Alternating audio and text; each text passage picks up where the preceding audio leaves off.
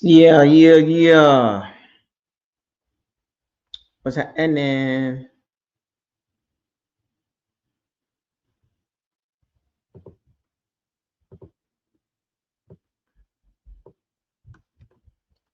Come on in, everybody.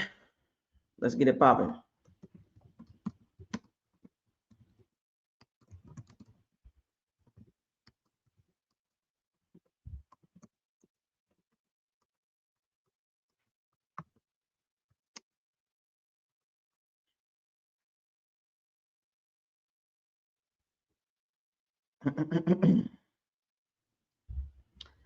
Yeah. So let's get it. Come on in and let's get it popping, right? You know what I'm talking about.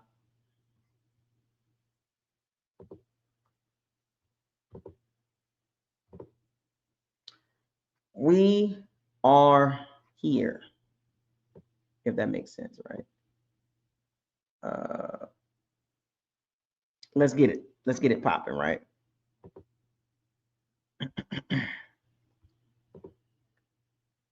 All right, let's go. Let's get it popping. Welcome to Bucos Locker. Subscribe to the channel, like the channel, share all the videos. Don't forget to hit the notification bell icon to notify you on all new videos that's posted on this channel.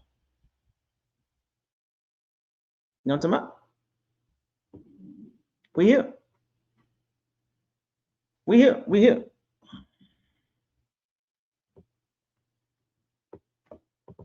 Let's get it popping now. Let's not get scared today, folks. We want to know. I need y'all to act like it.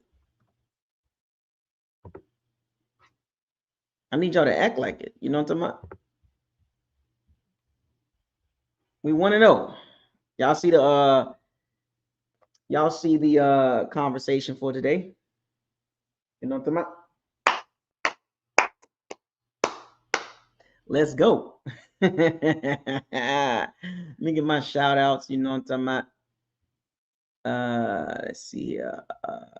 Just trying to do a little something different. You know what I'm saying? Y'all see me in the chat, right? The little star and everything. Brent, Haitian boy, you know what I'm saying? Mopar Buck, Rashad West, Archie boy, uh, Aaron Ames. What's up, man? Where you been at? I think I seen you. You was in the chat.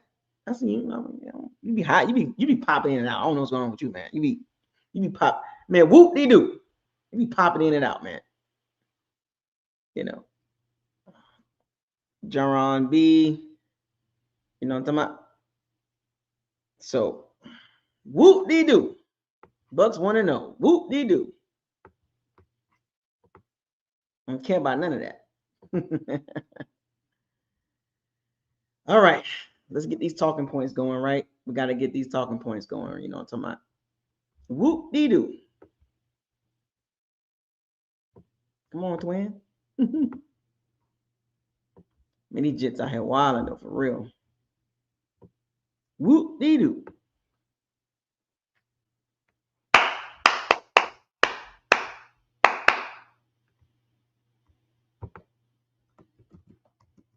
Yep. Just trying to get these talking points right. I got them kind of typed out. So, you know what I'm talking about? You know what I'm talking about? No, I'm talking about. No, I'm talking about. Yeah. You know what I'm talking about? Get these talking points together. You know what I'm talking about? So, we're gonna dice this up. We're gonna dice this up. All right. So, is everybody in? Everybody ready? Ready. Everybody ready? Ready. Begin. One. So the talking point gonna be quarterback matchup, prime time pressure. You know what I'm talking about? Key battles, stats and storylines behind this Monday night's matchup. X factors, fan discussions and questions at the end. I'm trying to do a better format here, a little bit more like better format. So I'm following my format. You know what I'm talking about? Follow my format, folks. You know what I'm talking about? Follow the format. Fan discussion and questions will be at the end. So, these are some things I'm trying to do a little bit. But let's jumpstart this with game preview. You know what I'm talking about? So game preview. Here we go. So this is what it is. Grizzlo, what's up, man? What's up, man? You all right? You good? You all right? Came in a little late there, buddy. So game preview. Baker Mayfield, CJ Stroud, right? We know the quarterback situation will always be pretty much the most important talking point in matchups like this. Of course, coaching matters, X, Y, and Z, but quarterback play, right? Quarterback play will be important. I think we all can agree with that, right? Both quarterbacks coming off a tough, Baker coming off a good game as far as getting the dub, right? The stats wasn't great, but he did what he had to do as a veteran quarterback, got the dub, right? So that's what's going to matter, got the dub. And as far as CJ Stroud, he had a tough Sunday. Y'all like my new banner? I'm trying to do a little something. But let's get to the quarterback situation. I do know one thing. Both CJ Stroud is in a weird spot right now because he did good his rookie season, but then he kind of had a sophomore slump. And as far as Baker Mayfield, he's a veteran. He's been in the league for 9 years now. You know what I'm saying? So he knows what it takes to get the dub. He knows what it takes to fire the team up. Because it's a veteran versus a rising young quarterback, right? I wouldn't call CJ Stroud a star, but he is a rising young quarterback that has some potential if he can get the situation figured out with the O-line, right? But we'll get into that. But also, preview also it's Monday Night Football, so it's primetime pressure. Historically, the Bucs have not been great lately. Well, I'm gonna say historically, but lately, when it comes to primetime games, the Bucs have not been they have not put out a good product, right? And even over history, when it comes to primetime games with the Bucs, we saw it way back in the day with the Colts, multiple losses against the Saints, Falcons, Ravens, Chiefs, Chiefs, Bills. A lot of primetime games that the Bucs have not performed well in the last several years. Hopefully that can change, right? And of course, down the road, playoff implications, but we only in week 2, so we can't start talking about playoffs right now, right? So that's the kind of the primetime narrative right now. Can the Bucs perform well in primetime, right? They beat a solid, I'm not saying the Falcons are good, they beat a solid Falcons team, right? Because, we watched the game. Daniel Berry Sports Highlight, what up, man? We all watched the game. You know what I'm saying? There was a solid win on the road. Anytime you get a road win against a divisional opponent, it's good, especially like a team that's like trying to be up and coming, right? But this is prime time. This game is one of the games that a lot of us probably circled on the schedule because, okay, we understand the division part. Like most of us agree that we're gonna win the division. I got the Bucs at 10-6. 10-7. I'm sorry, 10-7, possibly 11-6, but I'm gonna stay with the middle part, the 10.5. Right. But these are the games that the Bucs tend to act a little weird. The WTF game, the primetime games, they tend to fall short. And as Bucs fans, it's frustrating to say we have a good team, but we cannot perform well in primetime. And there's multiple variables that causes the Bucs not to perform well in primetime. And you got to think about it too. The Texans coming off a tough loss against the Rams, 14-9. The Rams defense And particularly the D-line gave the Texans O-line fits, right? Now, as we get into the details of this preview, right, the O-line of the Texans versus the Bucs D-line, right? The Bucs D-line did a great job against the run, shutting down Bijan and Tyler Algier, right, in the run game. But I think most of us kind of already knew how the Bucs run defense is.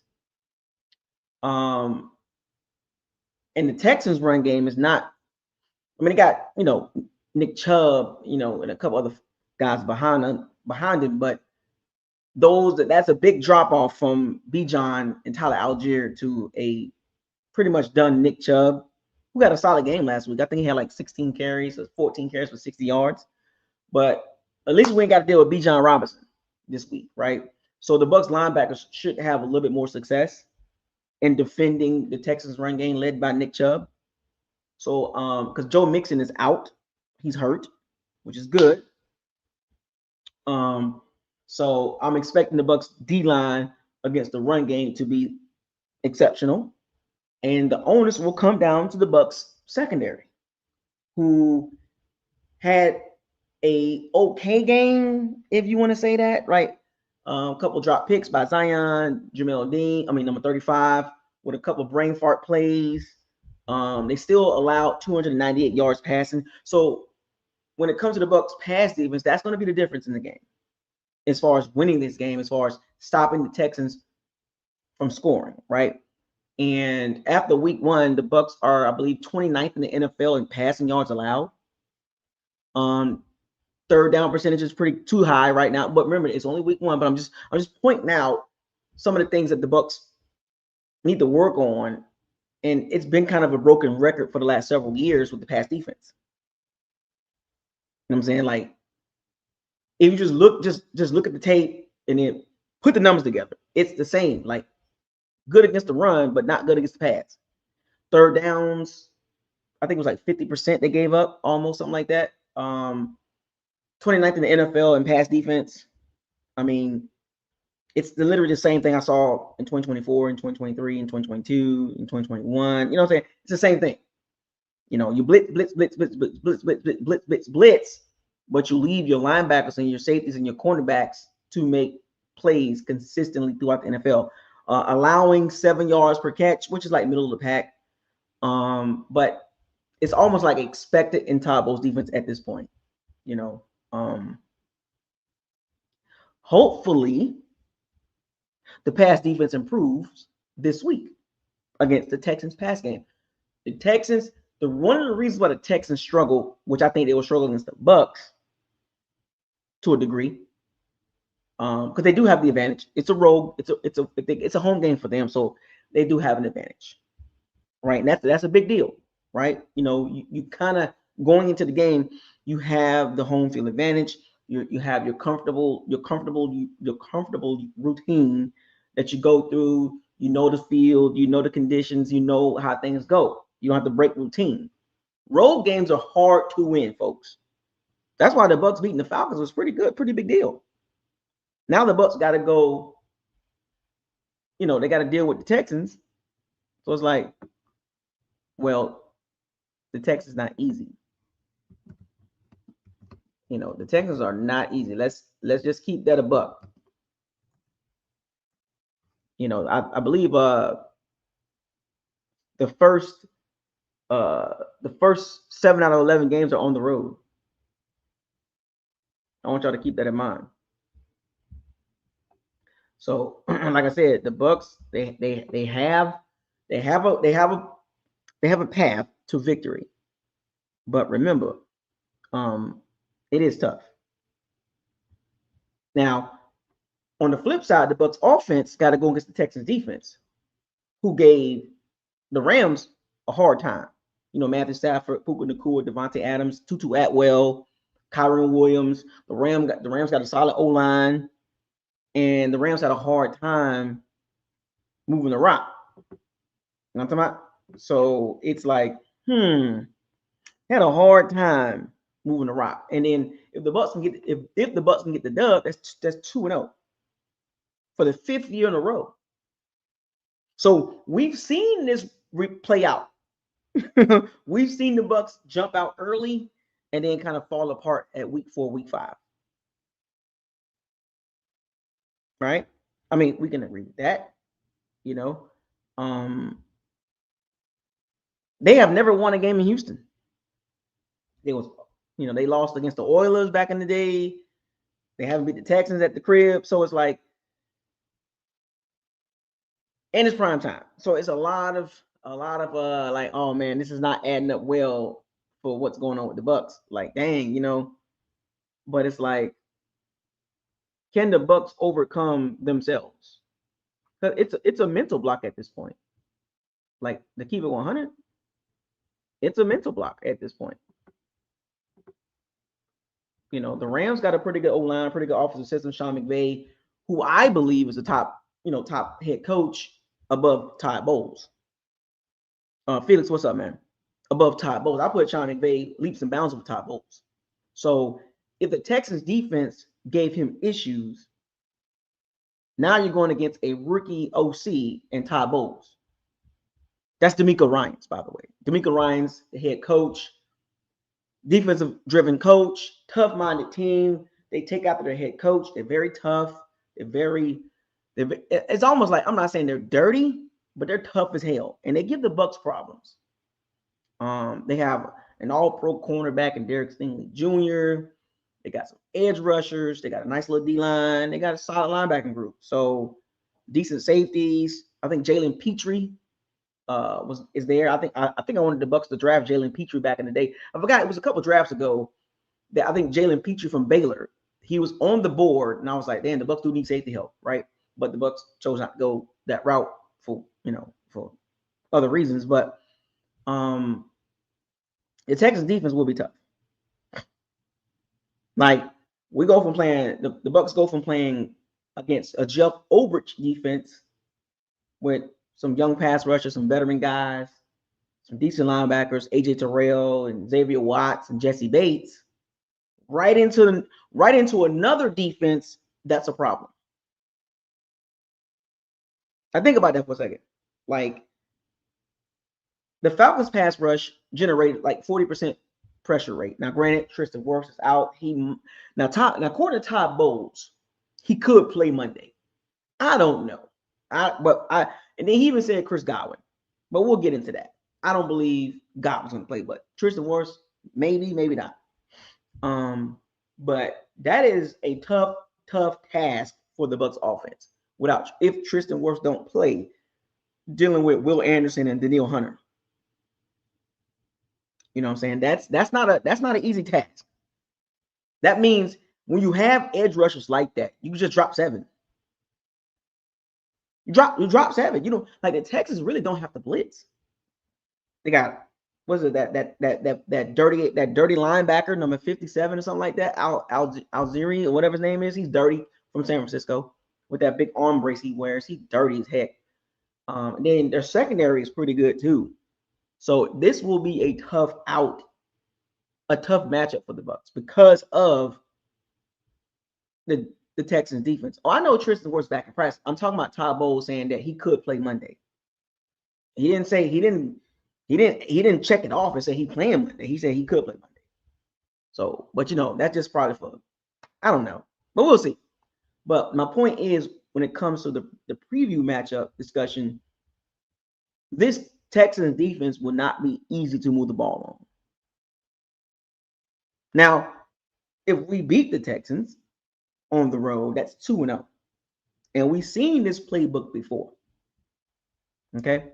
We've seen the Bucs start out the season very fast. And then to go from Atlanta pass rush, because the thing about it is, Atlanta addressed their weakness, which was pass rush, and it produced the results they wanted, right? I mean, 40% pressure rate was top 5, top 7 this week for the week 1. And then now we got to turn around and deal with 2 guys that you can put them in the top 20 edge rushers, both of them.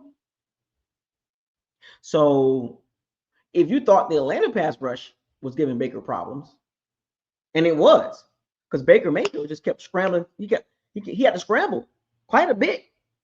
Completion percentage was like 50%, 50 something percent. So it was giving him issues. But see, Atlanta blitzed a lot more, right? The Texans really don't have to blitz all the time.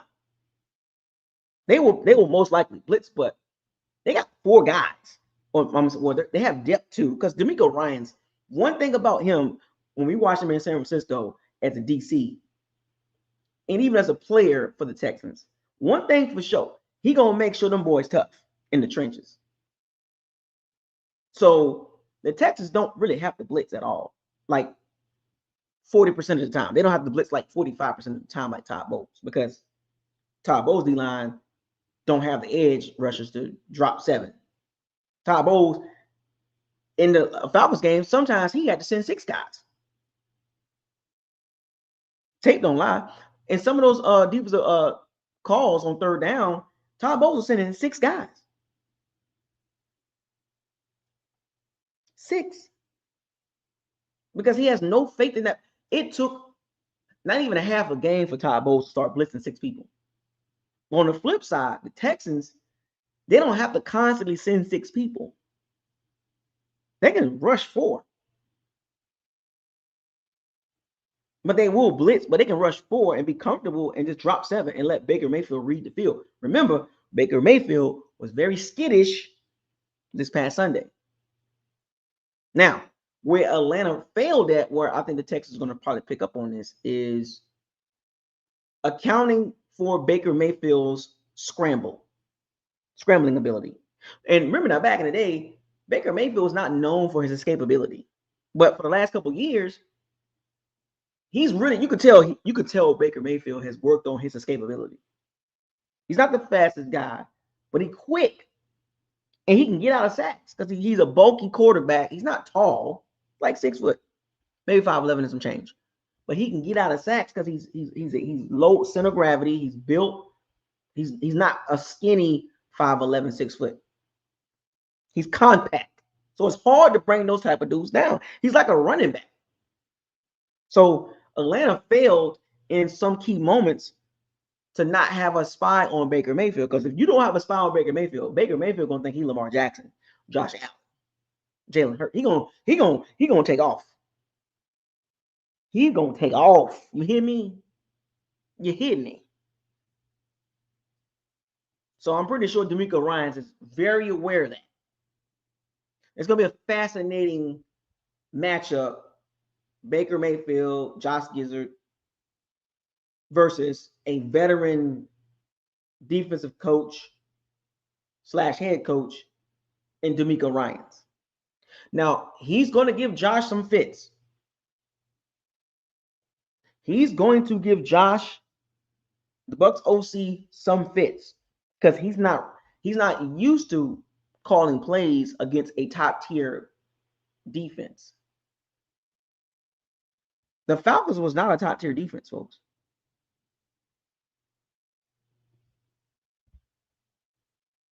Let me repeat that. Even though it's week 1, but just from a totality perspective, how many people are picking the Falcons defense over the Texans defense? And that is correct, Jerron B. Baker led the Bucs in rushing, and the Bucs ran the ball. Percentage-wise, they used a lot of gap. The Bucs are a gap run team. They go by gaps. There was no mixing up, no zoning, no zone runs, no outside stretches, and none of that. It was just basically straight gap runs. I think there was a stat that the Bucs had like 83% of their runs were gap. You know what I'm saying? Like 83% of the Bucs run plays were gap, or 80%, something like that. And I was like, whoa. Now, that's cool, but a little versatility. This is where the Bucs OC Josh Gizzard, like, he's got to get a feel for. Sometimes you might want a stretch, zone, counter scheme. Sometimes kind of mix it up. That's what made Liam Cohen so good, because he kept mixing it up. He kept mixing it up.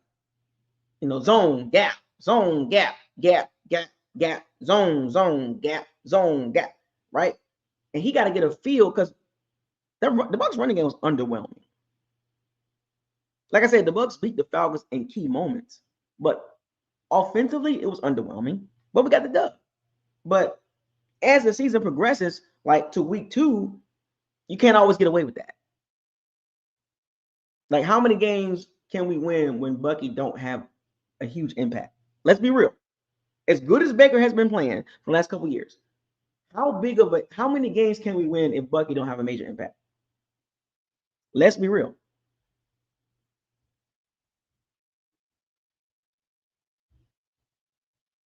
How many games do you think the Bucs can win when Bucky Irvin has less than 50 yards? That is crazy. That's going to be hard to win 9 games. That means Baker Mayfield in the receiving core is going to have to go ham, which means the Bucs will literally turn into the Tampa Bay Bengals.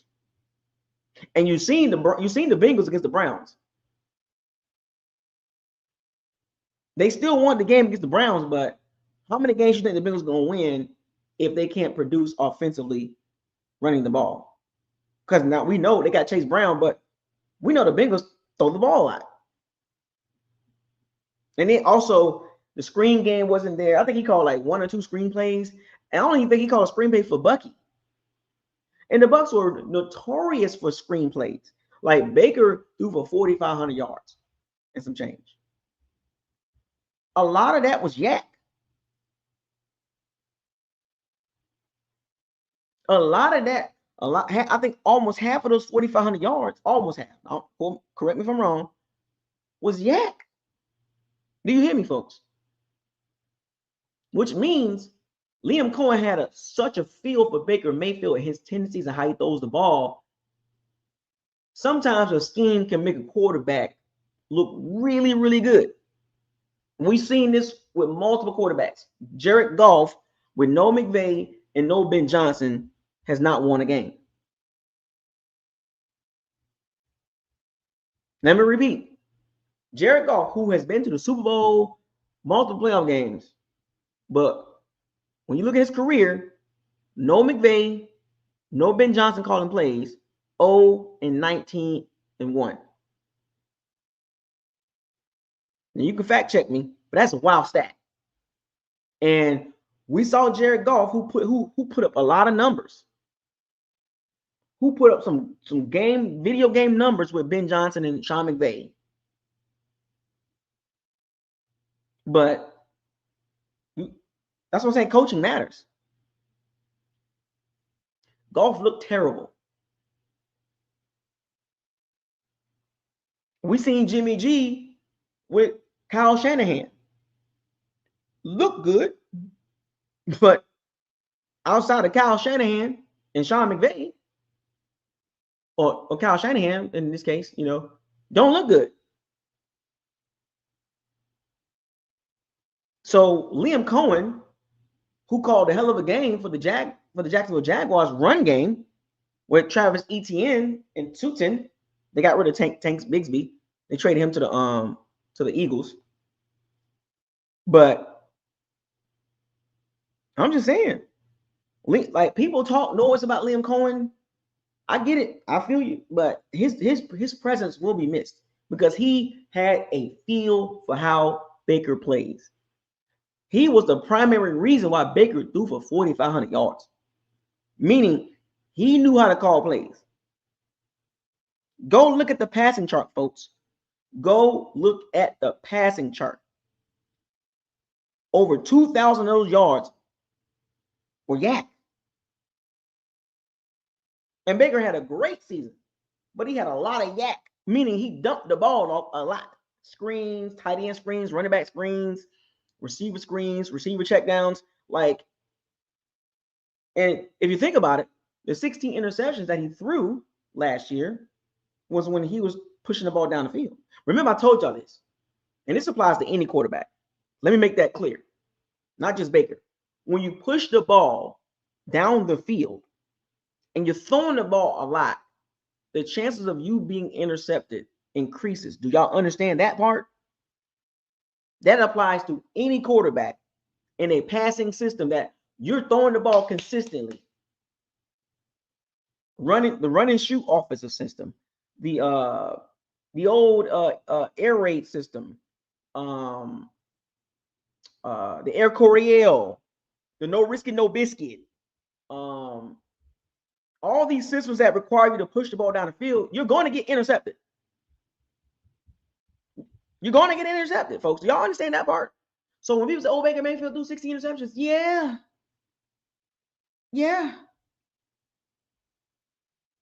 Why do you think Liam Cohen changed the scheme for Baker Mayfield? Check the ball down. Screen pass. Tight end screen. Check the ball down. Screen pass Bucky. Screen pass Rachaad White. Like, it was easy. Easy. That's why you guys got to understand offensive systems. I think some of you guys struggle. Like you struggle to understand the concepts of offensive systems, and then you complain about interceptions. Oh, he threw an interception. Yeah, because the system had the routes going down his field. I mean, come on. Baker Mayfield's success was centered around LOS, that's line of scrimmage, or behind line of scrimmage, or within 7 yards. That's you're going to get the best version of Baker Mayfield between behind the line of scrimmage and 7 yards. But when you see Baker start pushing that ball down the field, he struggles. I saw it against the Falcons. Can't do it against the Texans. That's why those 5-7 step drops, he couldn't do it. Running for his life, the Falcons pressured him. He kept rolling to the right. Now we got to deal with Danielle Hunter and Will Anderson. Come on, man. So Josh Gizzard, it's a lot on his plate. He got to call a better game. I counted 5 interceptions that Baker Mayfield could have threw. 5. Think about that for a second, folks. Like people don't realize this. We got lucky. Lucky. And what's so interesting is none of those interceptions, I believe, or possible interceptions, or almost interceptions. That's not a stat. I think Jesse Bates had nothing to do with none of them. Any one of those throws near Baker Mayfield stayed away from Jesse Bates. Literally. He literally stayed away from Jesse Bates. He did not want no smoke. Jesse Bates had a quiet game. And not because he's not good. It's just Baker Mayfield was not going to throw the ball in his area. He kept attacking the rookie who's going to be good, Xavier Watts, the other safety. Andrew, another safety I wanted the Bucs to draft, and I'm gonna speak on this real quick. The Clemson safety, Mubuku or something like that. Number 24 for the Eagles. He's starting. I wanted the Bucs to draft a bigger safety, but the Bucs said no. You know what I'm saying? But that's neither here nor there. But back to the preview. But going against teams like the Texans, and as the season progresses, Baker Mayfield can't do that. And I know he knows that. Baker Mayfield knows that. But we also got to understand, too, that kind of comes with him. Malachi Starks. We talked about this, Gerard B. Malachi Starks, Andrew, the Clemson safety was there. Xavier Watts was there in the second round. I mean, but like I said, we got Winfield Jr., but I just want to see him with a bigger safety. I think he'll be a lot better with a bigger safety, like a Justin Hamilton, Jesse Bates type. You know what I'm saying? A Kerry Joseph type, not a Tyke Smith because he's small. I just need him with a 6'1" safety, 6'2" safety. I don't know, but anyway, I just talk football. I really do that. But we'll see what Tyke Smith do back there.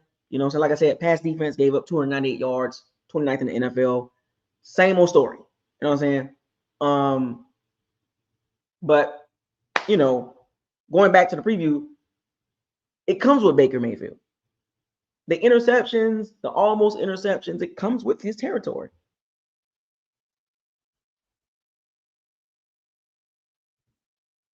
It comes with the territory.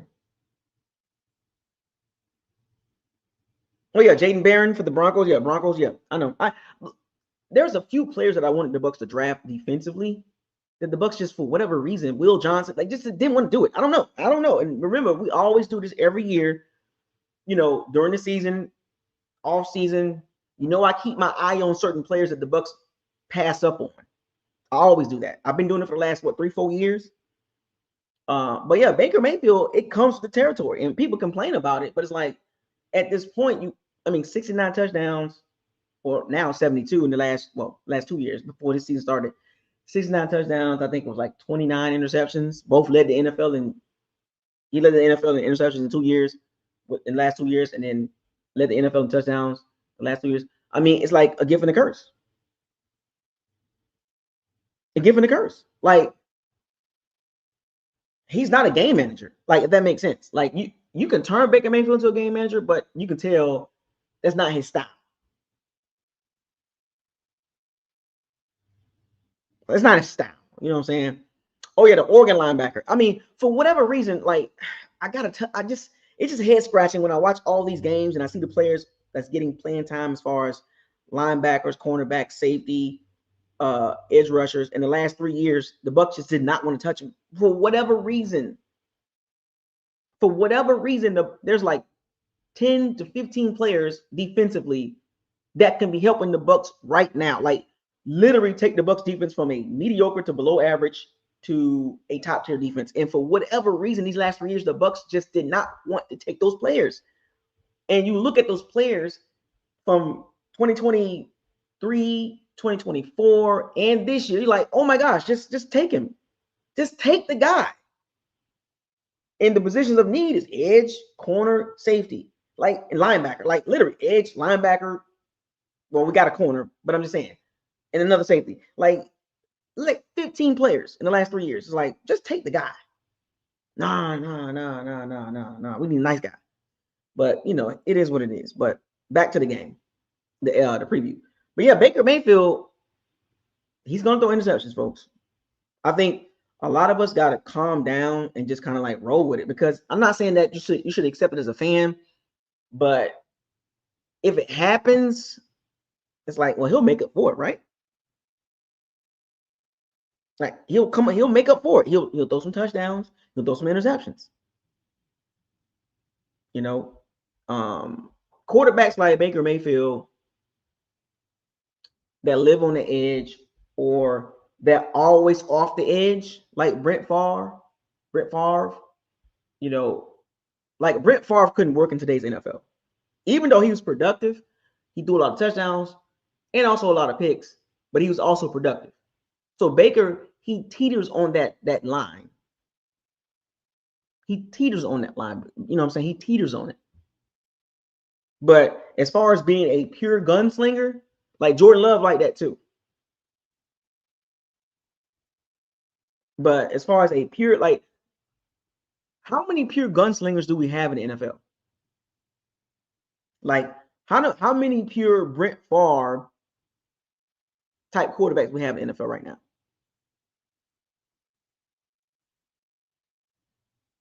Think about it. How many gunslingers can you identify in the NFL right now? But because back in the day, it was allowed. You can't throw 20 plus interceptions now. If you throw 20 plus interceptions now, you damn near gonna be out of job. Like, teams can deal with 12 to 16 to 17 interceptions, but like Matthew Stafford won the Super Bowl, 41 touchdowns, 17 interceptions. You know what I'm saying? So, like Stafford, Baker, like, I don't know. Like, it's not that many. Most of these quarterbacks are game managers. There's only a handful of elite quarterbacks. Like, Bryce Young is below average. Did y'all see Bryce Young throw the ball away on 4th down? I know I'm kind of going on a tangent right now, but it'll circle back to the game Monday night. Did y'all see Bryce Young throw the ball away on 4th down? He literally pulled a Derek Carr. And remember what I told y'all when Derek Carr did that with the Raiders? What did I tell y'all about Derek Carr? When he pulled that stunt, When he threw the ball away on 4th down, when Derek Carr did that, they told me everything about him. And I was right. And I hate to do this to Bryce Young. Panthers fans, brace yourself. Bryce Young threw the ball away on 4th down, which tells me he gave up on the team. He did not give the team a chance to score. So from this point on, I'm not a believer of Bryce Young. You don't give up on the play. You think Baker Mayfield throwing the ball out of bounds on 4th down? Like, let's be real. You think Baker Mayfield's going to throw the ball out of bounds on 4th down? You got no other. There is no 5th down. There is no 5th down. But when you throw the ball away on 4th down, I don't want you as a quarterback. I don't deal with quarterbacks like that. You think Lamar Jackson throwing the ball away on 4th down? Josh Allen, Patrick Mahomes, Joe Burrow, Justin Herbert, Jaden Daniels. You think Baker Mayfield, you think those guys throwing the ball away on 4th down? Michael Penix? No. When I seen Bryce Young do that, it's a wrap. You fall under that Derek Carr category.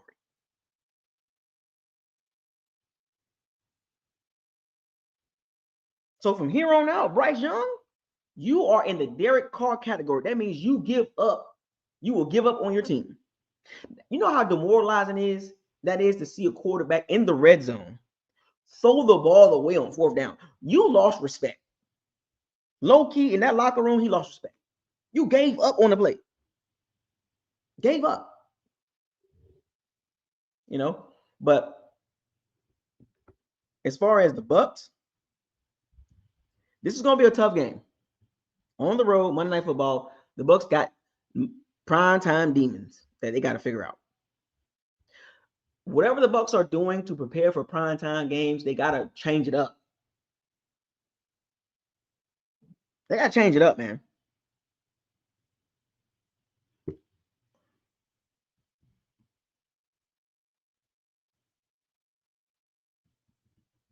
Because this will not be an easy game. The team takes after the personality of the head coach. You want to know why the Texans so goddamn tough? Look at the head coach.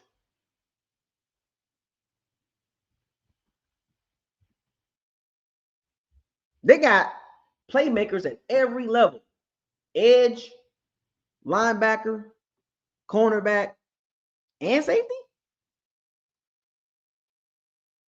Like, what's going on? What's going on here? Then, okay, let's do the Bucs. D-line. Okay, where's premier edge rusher? Okay, none. Okay, 0. Linebacker. Okay, Levante David, but he's kind of on the back end of his career, pretty much done after this season. Okay, not elite no more. Okay, cool, nothing there. Okay, secondary. Whitfield Jr. Anybody else? Nope. It's just interesting to me when I look at the layout. When it comes to matchups like this, sometimes things can be equal, but then it comes down to who got the better players. Because then, like, you can have 2 good coaches. Then it comes down to, well, I got the slightly better players.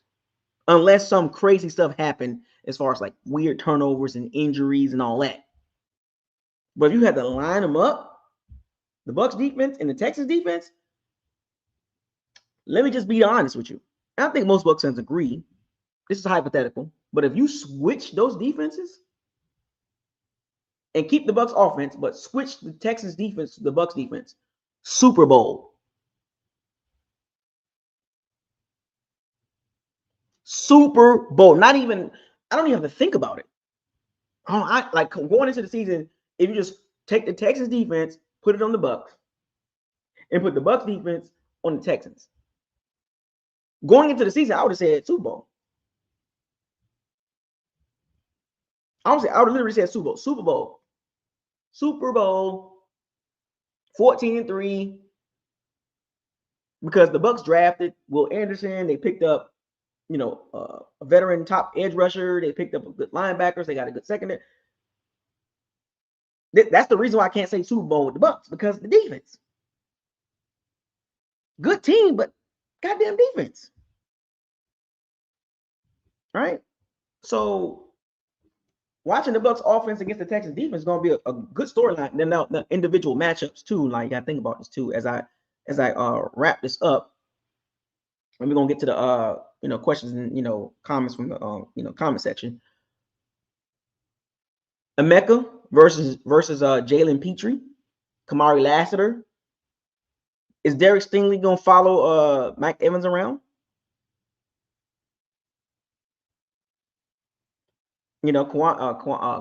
Lassiter, he's a pretty good cornerback. Then you got Jalen Petrie, who can play the slot. So I'm pretty sure they're gonna probably put Jalen Petrie on Emeka. So this is a good matchup. Is my point. It's a good matchup. Like, real talk, it's a good matchup. And then we do have the advantage on the D-line versus their O-line, because the Texas O-line is not great. But then also, can the Bucs O-line hold up against the Texans' aggressive front seven? And then the Bucs run game from last week was not good. Can they find some consistency this week against the Texans' strong defense?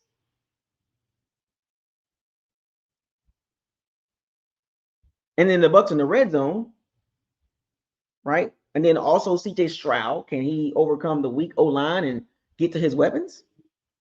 Then, of course, the turnover battle. And then, of course, for I think a lot of Bucs fans were probably for a sigh of relief as far as the Bucs return game. That's an X factor, folks. Cam Johnson, special team player of the week. Shout out to Cam Johnson. You know how that was the longest return for the Bucs in years. But can we say as Bucs fans after week 1 that the return game is an X factor? But then, of course, the kicking game, Chase got to have a better game, miss extra point, miss field goals. Because kickers, one thing about kickers, they can drop off they drop off hard. Punters and field goal kickers. We saw Jake Kamada. Oh, Jake Kamada got a leg. He be booming that bit. And he's off the Bucs. Bradley Pinion. Oh, yeah, he's gone. Matt Gay. Yep. We saw how that worked out. Ryan Suckup. Yeah, we saw how that worked out. Man, kickers are like seasons. They come and go. We seen it. Jake Mooney got cut finally. Roberto Aguayo. Like, a lot of kickers just in time. When you just get the case of the yips, it's over with. You hear me?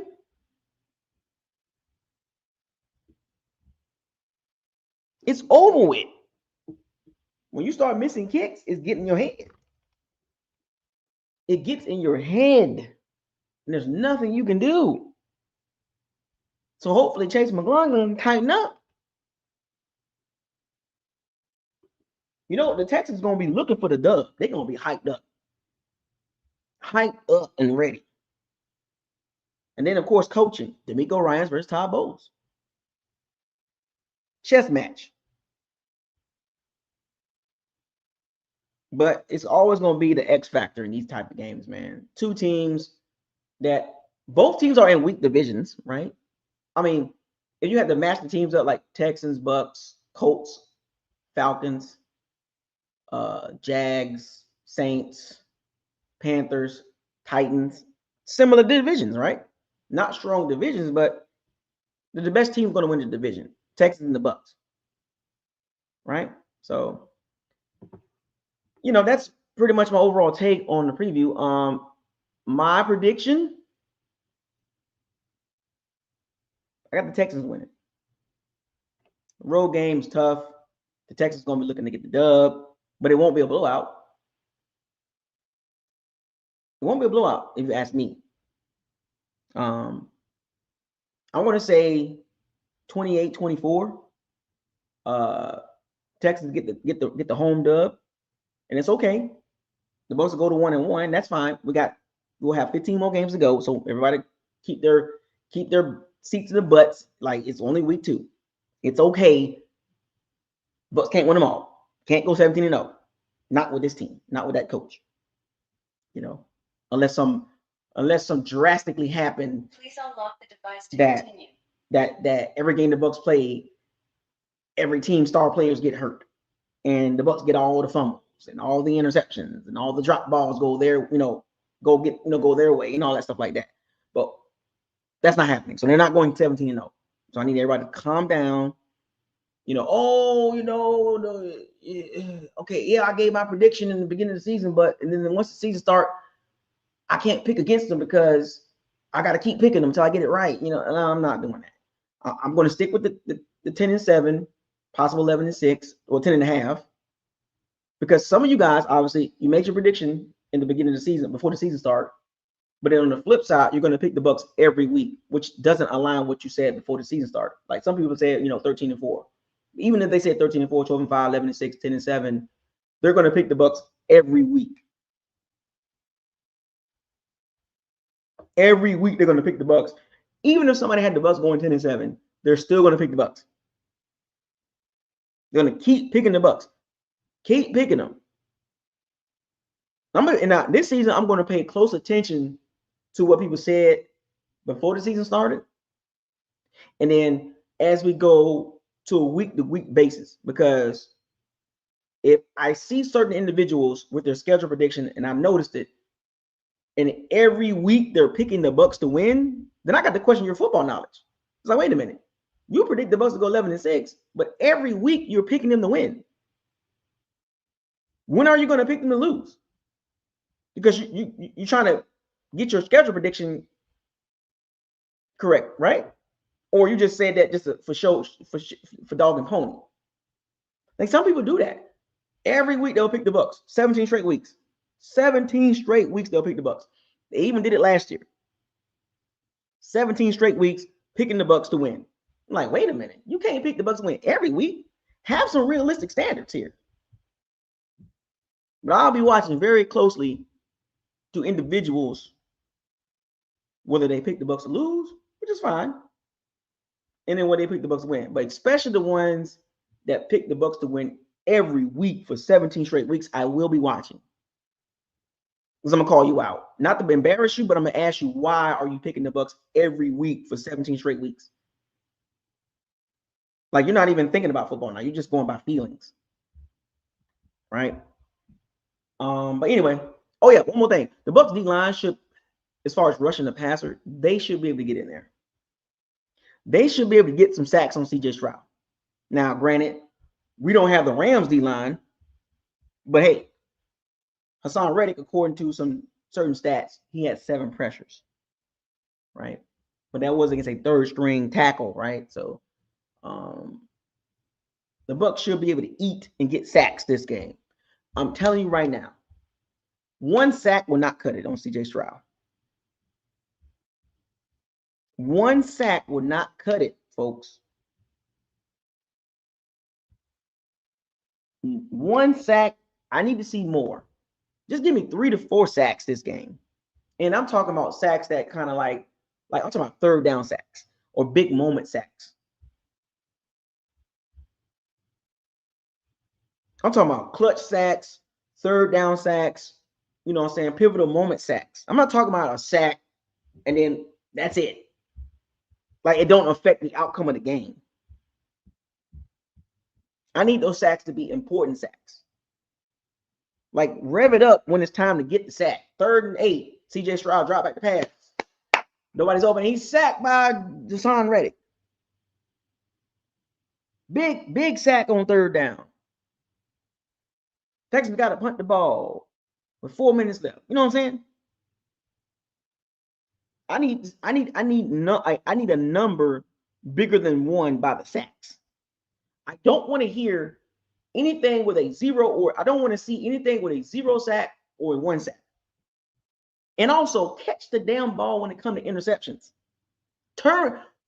Get some turnovers, man. I think the Bucs last year had 7 interceptions last year, like bottom 10 in the NFL, something like that. Catch the interceptions. Zion McCullough, number 35. Come on, man. I need to see more than 1 sack.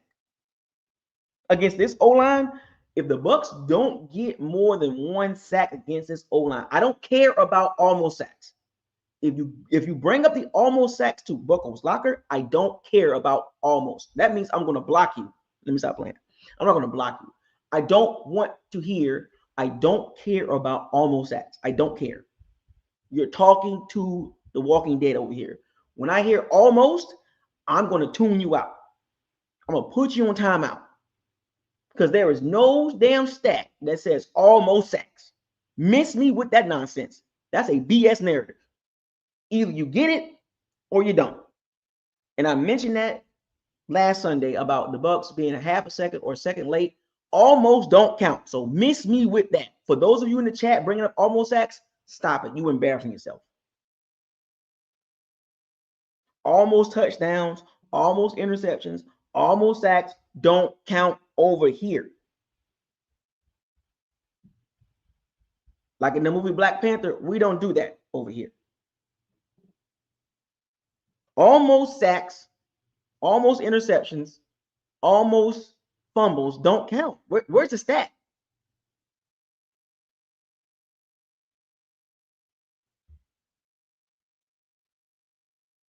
Now, how do you like now if we want to get into advanced analytics, right? Because remember, when you look at defensive stats, for a long time, it was literally sacks, quarterback hits. You know what I'm saying? Like if you hitting the quarterback, that will affect the quarterback, right? Or even pressure. That's when when pressure came in, that's when NFL became more analytical, meaning pressure, meaning circumstances. Like everything is not graded as a pressure.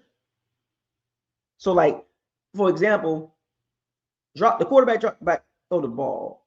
He throws the ball, nobody around him. That's not a pressure.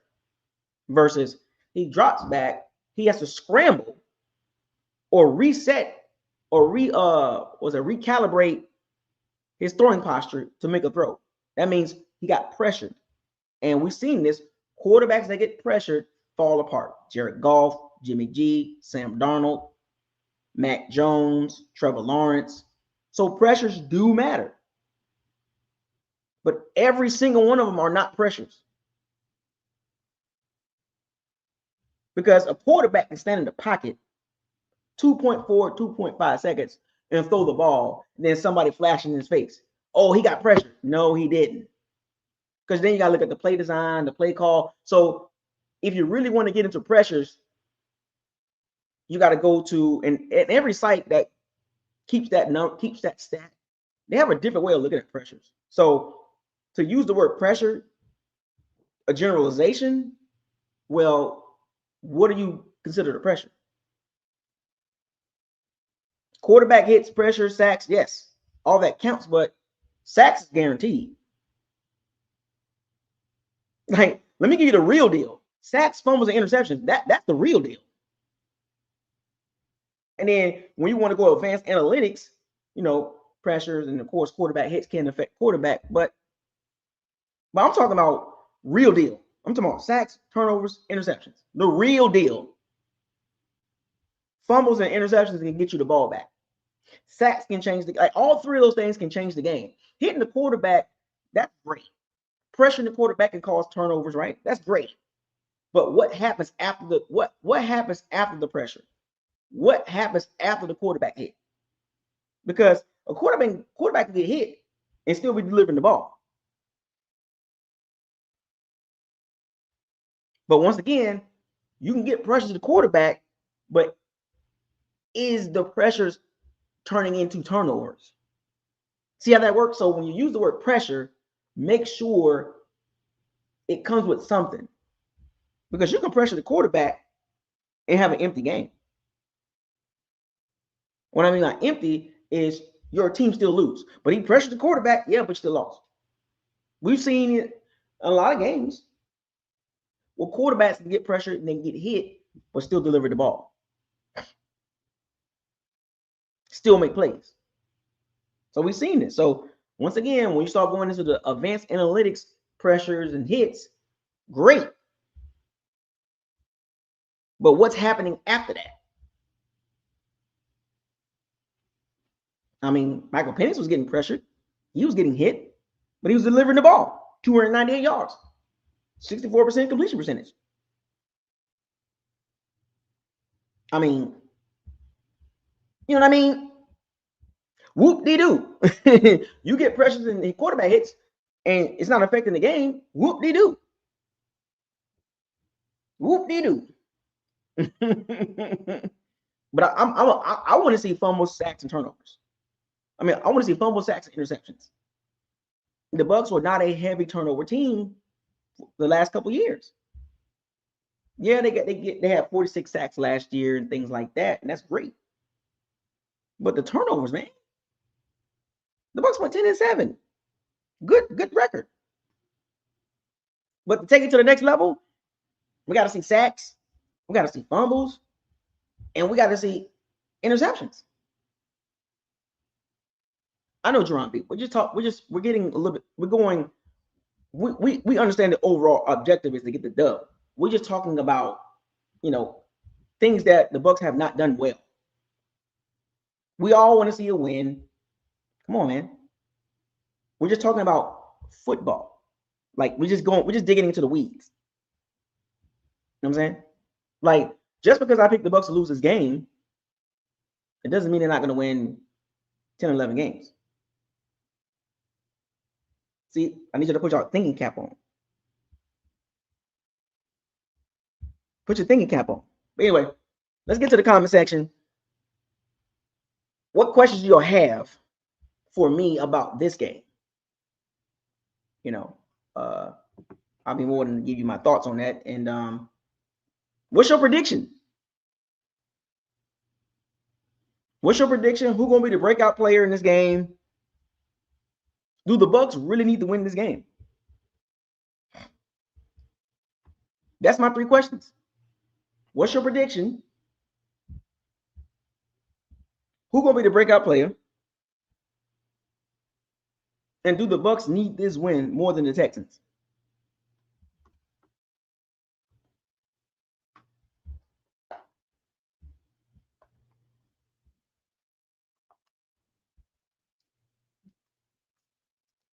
I'm just asking questions, folks. Before I wrap this up.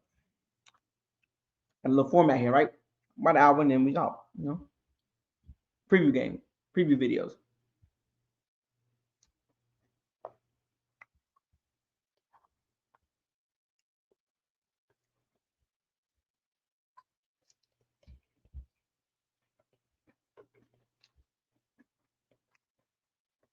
What's your score prediction? Who's the breakout player?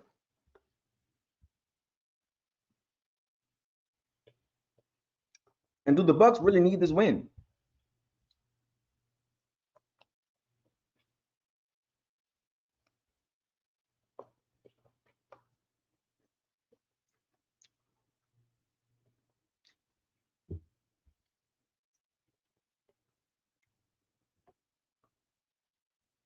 Oh, 5 wide? That'll work.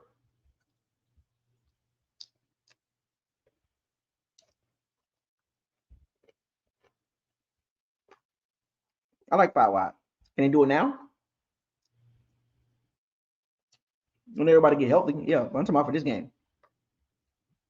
Because they go 5 wide this game, what? Rashad, Cade, Sterling, Emeka, and Mike Evans? I'm talking about for this game. 5 wide for this game? You talking about? Yeah, the defense need to tighten up. They definitely need to tighten up. And they will. The Texans offensive line not good.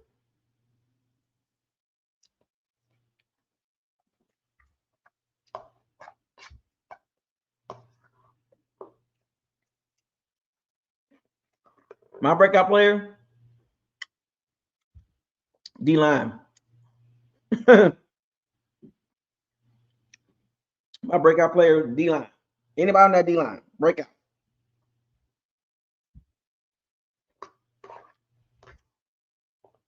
I could say Yaya Diaby.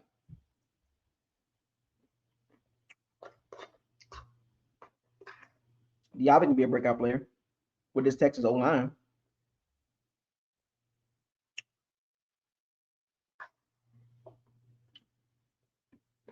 I mean, there's no reason for the Bucs D-line not to get multiple sacks on CJ Stroud. There's no reason.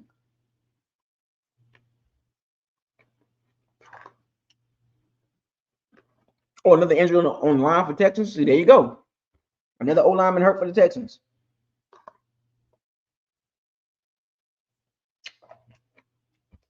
I mean, you can't make this up, man. This is tailor-made for the Bucs D-line to look good.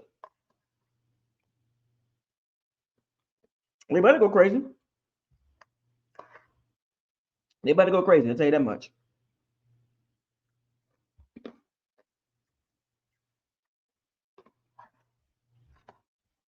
They better go crazy.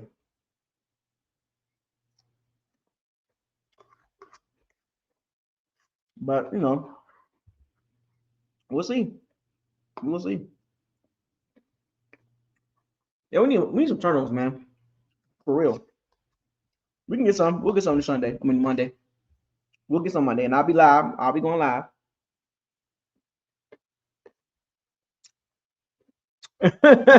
Ryan Howard. He said breakout player O-line. Well, my breakout player was D-line. That don't sound crazy.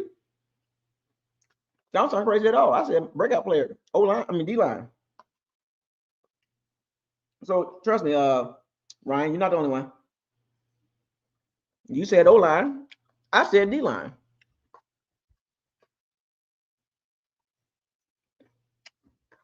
The Bucs had one sack. One sack.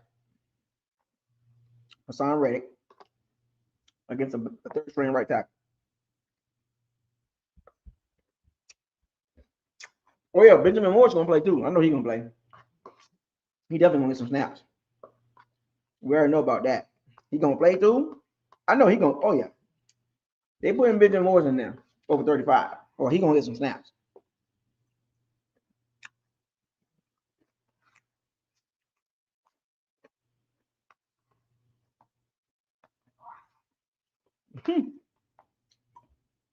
What's up, man?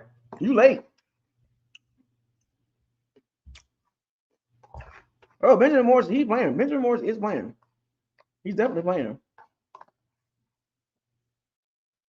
Oh yeah, he'll be ready. I'm looking forward to seeing him out there. But anyway, shouts out to all the Pirates and Sea Bandits. Thank y'all for joining. Live stream, Bucos Locker.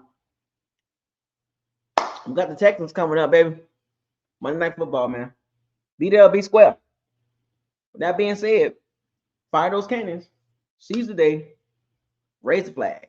Hashtag prime time. Hashtag what are we doing? Hashtag why? Hashtag what is this? Hashtag probability versus possibility. Hashtag what does your eyes tell you? Hashtag trenches matter. Hashtag whoop-de-doo. Hashtag don't get mad at me. I don't play the game. I just talk about it. Bucos Locker signing out. I'll see y'all real soon.